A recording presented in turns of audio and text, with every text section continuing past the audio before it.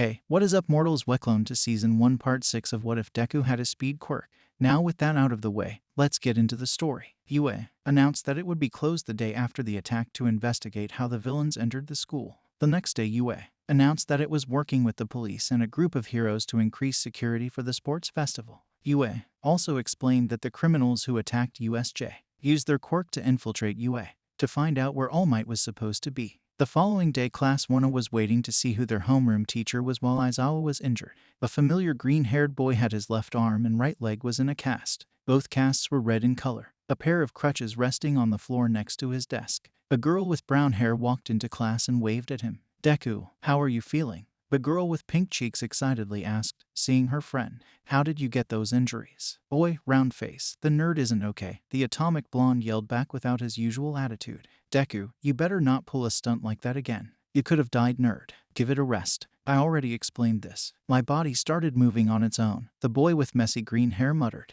"If anyone was reckless back there, it was you. The guy with the warping quirk easily could have sent you back to their base to their leader. Nerd, I wouldn't go down so easily. Besides, whoever controls those idiots is probably just as weak as those losers," Katsuki shouted.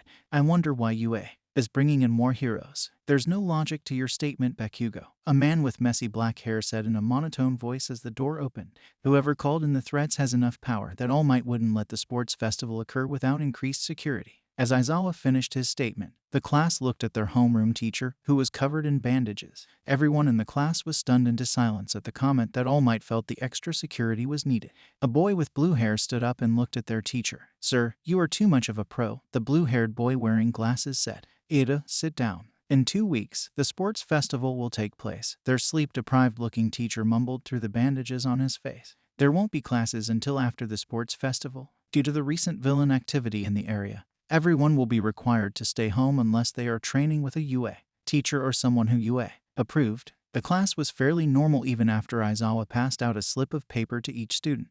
The slip of paper was a location and the person's name. The paper also had 2 times on it. "The sheet of paper I just passed out contains the information about your training," Aizawa lazily said. "Each training group will have either 4 or 5 people. If you have any sort of blood or family type connection to someone, they won't be allowed to train you." Aizawa left the room. Everyone in the room was silent as they looked at their slip of paper. The first thing that Izuku picked up on was the hero name. The class quickly divided into groups as everyone tried to figure out who they were training with. "Hey nerd, do you recognize the name of the person who's training you?" Katsuki growled. "It seems familiar," Izuku muttered as he showed his piece of paper to Katsuki. "Deku, where are you going to train?" Uraraka excitedly asked as she walked over to Izuku. "Dagaba Beach," Izuku said with a smile. "What location did you get, Uraraka?" "We got the same location," Uraraka excitedly said as she bounced on the balls of her feet. "Bakugo, where are you training at?" "The same place as you, round face," Katsuki growled in frustration. "It seems that our training partners are the same as the battle training we did with All Might," Ida said as he ran up to the group. "Does anyone recognize the name of the person training us?" "No, whoever the extra is, he better not waste our time," Katsuki grumbled in annoyance. "Kaken, as long as we have something to do, it will benefit us," Izuku muttered. "There's more to being a hero than fighting. The person might not see a reason to focus on our fighting ability." "Deku, quit muttering," Katsuki growled in frustration. "I have no intention of staying at the same level." USJ was a wake-up call. Whatever that thing All Might fought, it was able to take All Might full power. "Bakugo, you shouldn't growl at your fellow classmates," Ida said in frustration while moving his left arm like a robot. "I agree with you. If the class had been stronger, we could have taken the villains down before All Might got there. If I had been stronger, 13 wouldn't have felt the need to send me back to UA." "Ida, 13 sent you back because you're strong," Izuku stammered as looked Ida in eyes. 13 picked you because you were the fastest. If it hadn't been for you going for help, my condition might have been worse." According to the reports, the villains blocked all communication with USJ. "The nerd has a point. We needed the assistance you brought," Katsuki growled, hating the fact that they needed help. "It still pisses me off that you were able to one-up me, Deku." "Indeed. I don't like the fact that you guys had to take villains down," Ada said as he started to point at Izuku's injuries. "I fully intend to close the gap between us, Midoriya. The same goes for you, Bakugo. I don't intend to fall behind. I'd expect nothing less from you 4 eyes. Deku, don't hold back on me during the sports festival," Katsuki growled as he looked at the rest of the class trying to leave. The 4 of them walked up to the classroom door and saw a large group of people out in the hallway. Katsuki grumbled as he shoved his way through. If one of the students didn't move out of his way, He sent off a small explosion to get the person to move faster. Quit blocking the doorway, extras. We don't have time for this, Katsuki shouted in anger as he left the classroom. If you have time to scout us, then you have time to train. If you guys want to become heroes, you should quit looking at us and train. Katsuki let off a slightly larger explosion before stomping off in frustration. A crowd of people started to mutter about what the explosive boy said.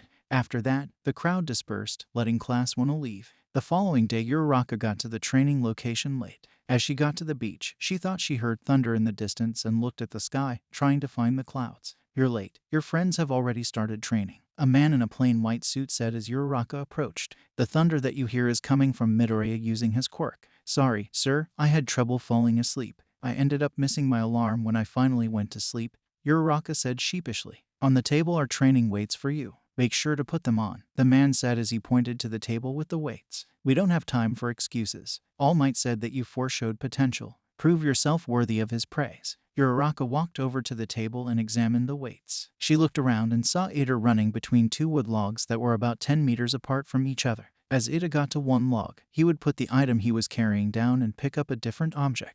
She noticed that Katsuki was busy trying to keep 6 cement poles moving.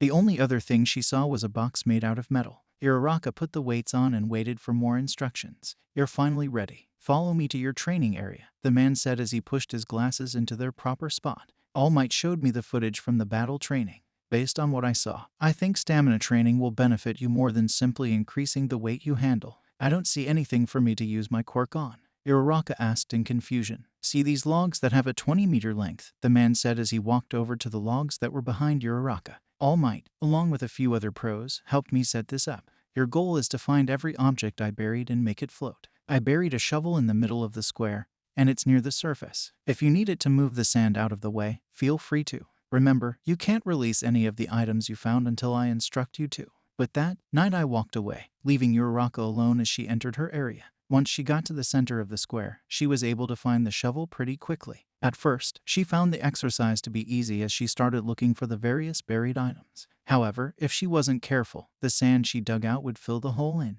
The objects were placed so that she buried another one deeper in the sand as she dug up one. Night Eye walked over to where Ida was training and watched as he ran to each log. Night Eye noticed that Ida kept the weight he picked up constant and the speed he traveled at. You're missing the point of the exercise, Ida, Night Eye said as he watched Ida with interest. You're pacing yourself. However, you're missing the point. You need to pick up each item and move it. As a hero, you need to get to and from a situation as quickly as possible. You also won't know what job you're going to get. You have to train every muscle group to its fullest. Ida started to increase his speed and changed what he lifted. It wasn't easy as it slowed him down at first. Ida realized the objects on either side were the same. Ida decided that he would switch the item he picked up each time he returned to the log he started from. Once Ida adapted to the new routine, he began to increase his speed slowly. Night Eye walked over to Katsuki. Katsuki ran over to the far left pole and released an explosion. The explosion ended up being too weak, and the cement pole slammed into him. Katsuki wiped the sweat off his face and went back to trying to keep the poles moving. Pace yourself. Overworking yourself will leave you unable to help the people who need saving, Night Eye said as he watched Katsuki for another 30 seconds. Before we get back into the story, I would like to say that we've got a second channel called Anime Deep Dive. Anime Deep Dive goes over the hard facts of the anime presented. Now, in case you guys didn't know, we have a third channel called We The Celestial Naruto What If. We The Celestial Naruto What If mainly focuses on our Naruto What If series. If you are interested in content like this, please go check the description below or click the eye icon in the top right corner. Now with that out of the way, let's get back into the story. Once Night Eye was sure Katsuki took his advice, he walked over to the metal box. Once he was at the metal box, he looked at the cameras. Izuku was inside the box, trying to dodge blue balls. As a disc went by his head, Izuku extended his left arm to catch the disc. Izuku yanked his left arm back and his blue ball rocketed towards where his hand would be. Night Eye continued to watch Izuku's movement. Midoriya, I'm going to increase the speed of the balls now. Make sure to plan out where you're going to land, Night Eye flatly said into the microphone. The balls will be moving at different speeds now, so make sure to account for that. Night Eye then moved a small lever before he started walking away. Izuku heard the announcement as sweat began to drip down his face. Izuku started analyzing the ball movements. One of the balls hit him on the left shin 30 seconds after the speed was increased. After a minute, another ball hit his right arm. 5 minutes later, one of the balls slammed into his nose. Izuku wiped off the small amount of blood and continued trying to dodge the balls. Mere moments before Night Eye deactivated the machines, Izuku caught one of the discs and tossed it into the bin. Well done, Midoriya. You were able to catch a total of 10 discs, Night Eye said with little emotion in his voice. It's lunchtime. After lunch, I will be asking you guys what you learned. If you can prove you learned something from the training, I will give you an hour break. Once the ball stopped bouncing around the box, Izuku let out a sigh of relief. As Izuku walked outside, he was greeted by Night Eye, who was staring intently at him. Izuku closed the door before shaking his right arm. Thank you, sir, Izuku said happily. Izuku then ran over to where the others were. Deku, what kind of training did you have? Uraraka excitedly asked as Izuku walked up to them. Awareness training. I have to pay attention to the projectiles being shot at me, Izuku happily said as he approached his friends. Night Eye thigh in KS. I need to focus on my surroundings more. Night Eye waited until everyone finished eating before he motioned for everyone to quiet down. Night Eye first looked at Uraraka before he turned his gaze towards the other students. One at a time, please tell me what you learned today, Night Eye said as he looked at the students with an intense glare on his face. I learned that I couldn't just use my quirk without considering how large I want the explosion, Katsuki grumbled out of frustration. If my explosion wasn't powerful enough, I got hit. If it was too strong, the pole got destroyed. While the main goal was to teach you better judgment, there was more to the training than that, Night Eye said in disappointment. It seems you missed part of what the lesson was supposed to teach. You have 5 minutes to get those poles moving. Ida, or next. I figured out that I need to be ready to swiftly respond to the situation as a hero, Ida nervously said as he looked towards Katsuki. I also can't rely on having the needed space to get to switch gears. Close enough. I will give you a 30-minute break, Night Eye calmly said as he stared at Ida. Uraraka, since you were late, what did you learn from your training? I learned that I need to better analyze the situation I'm in, Uraraka happily said as she looked at Night Eye. It took me entirely too long to figure out that I had to be careful where I place the sand. If I place it right next to me, I just made it harder for myself to find the next object. In a rescue mission, I could have made the situation worse by floating the wrong object. Well done, Night Eye said as he let a small smile appear on his face for a couple of seconds. You get the full hour break because you understood the point of the exercise. How about you, Midoriya? I learned that I have to be able to handle multiple things at once, Izuku started to mutter. The ball I dodged probably represented the villains I would have to avoid while rescuing civilians. As a hero, I have to make sure that the civilians are safe before I do anything else, even if it means having to let another hero fight the villain. It is essential to read the situation properly, Night Eye said as the smile faded. Training the physical body is important, but you have to be able to train the mind. Bakugo needs to learn that his explosions have a radius. Accounting for that in any given situation would allow him to react to changes to his opponent's moves. Instinct alone won't get you very far. The 2 weeks flew by for Class 1 as they were forced to undergo intense training that focused on the body and mind. The training was specifically designed to target each student's weakest area. Pro heroes were working in shifts to protect UA. Better as the sports festival was about to begin. Near the stadium, a strange-looking black mist started to form. 2 bright yellow eyes watched the pro heroes move about. Very carefully, the mist moved into the shadows of the stadium and disappeared. Class 1 was sitting in the waiting room with their gym uniforms on. President Mike called the first years to the starting line. The first years assembled at the starting line. Just like in canon, Todoroki frees everyone around him as he starts to run forward. Everyone in Class 1 and half of 1B managed to avoid getting frozen. Mere moments after Todoroki froze everyone, Izuku was already beginning to catch up to him. Todoroki, Katsuki, and Izuku were leading the way to the first obstacle. The first obstacle was the robots from the entrance exam. Katsuki simply used his explosions to propel himself over the robots as Todoroki froze the robots' feet. Izuku took advantage of the robots being frozen and used his quirk to dart past the robots. Izuku was able to take the lead. Izuku slowed down once he got to the second obstacle. The second obstacle was crossing a canyon using rope lines. Izuku reduced the output of his quirk so that he wouldn't have to risk damaging the rope. This allowed both Todoroki and Katsuki to catch up with him. They entered a dead heat as they arrived at the final obstacle. Katsuki used his quirk to propel himself above the mines that were placed underground. Todoroki simply froze the ground where he was running. Izuku used his quirk so he could carefully dodge the placement of the mines as he ran forwards. Izuku watched as both Katsuki and Todoroki started fighting each other. Once they were distracted, Izuku increased the output of his quirk so that he could move faster. Izuku then started to run forwards as fast as he could. As he ran past his classmates, Izuku stepped on a landmine. As Izuku was doing that, he increased his quirk's output to its limit and sprinted forward. Izuku entered the stadium first, followed by Katsuki in second and Todoroki in third. Everyone in Class 1 and 1B made it to the second part of the sports festival. Once it was decided who would be in the second part of the sports festival, there was a brief pause to allow the pro heroes and the police to switch to the second group. This gave everyone who failed to qualify for the second part of the sports festival time to make it to their seat. Midnight took to the podium and started to explain the second event.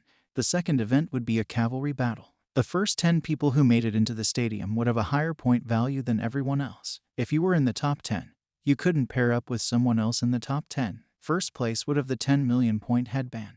Izuku looked nervously as point value for first place was announced. Once the rules were thoroughly explained, Midnight told everyone to form into a team. Most people would rather try and steal the first place headband instead of starting with it. Izuku started to mutter as he searched around for teammates.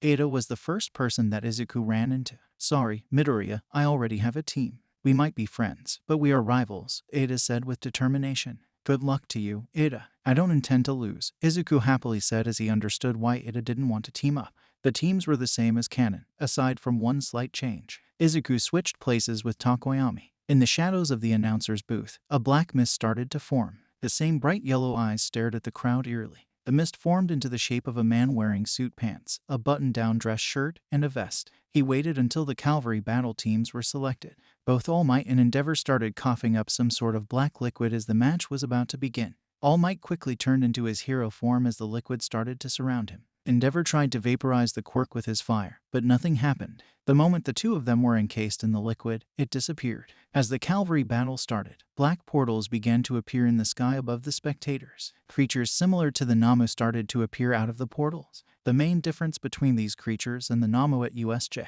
was the color of their skin. The ones appearing were a white color. The Namu at USJ was a much darker color. The strange white creatures started to land in the stands and the field. Panic ensued as people began to flee from the creatures that landed. The white creatures on the field started to target the students who were currently set up to do the cavalry battle. Both Endeavor and All Might appear before a man in a nice black suit wearing a black mask about 6 miles to the east. As the two pro heroes prepared to fight the villain, several dozen creatures similar to the ones currently attacking UA. Near the two pro heroes was a familiar form of the creature that attacked USJ. A black portal started to form near the villain. The villain's arm enlarged as he began to prepare an attack. Once the portal was fully formed, the man simply released his attack. Before either hero could respond, the villain started to laugh. The creatures began to descend onto both of them. The villain simply floated through a portal. Before the portal could close, both heroes heard the sounds of gunshots and screaming. At that moment in time, All Might's cell phone started to ring. As All Might smacked away some of the white creatures, the Namu attacked him with a right punch straight to the face. The punch sent All Might flying into a nearby wall. One white creature hung back as a black and white liquid started to ooze from its mouth. Endeavor growled in frustration as he realized the villain was using these creatures as bait to distract them. Endeavor then released a large amount of fire from his body for the creature's back. All Might picked himself up out of the rubble and rushed in to fight Namu. "What are you playing at all for one?" All Might growled in frustration. A sudden sense of dread filled his stomach as he saw who was calling him on the phone. Thank you all for watching the video to the end. Now there are a few more things that I'd like to go over before the video ends. On behalf of We The Celestials, I'd like to thank the writer of this video and editors for this video. Their details will be in the description. If you're a voice actor, editor, or writer, or you're interested in becoming one of those, go to the Discord that is in the description of this video and hit up the head of one of those areas. We're always looking for members to join us. That's it from us for today's video. So thank you all for watching, and don't forget to hit that subscribe button if you're interested and hit that like button if you liked the video. Until next time, peace out mortals, have a fantastic day.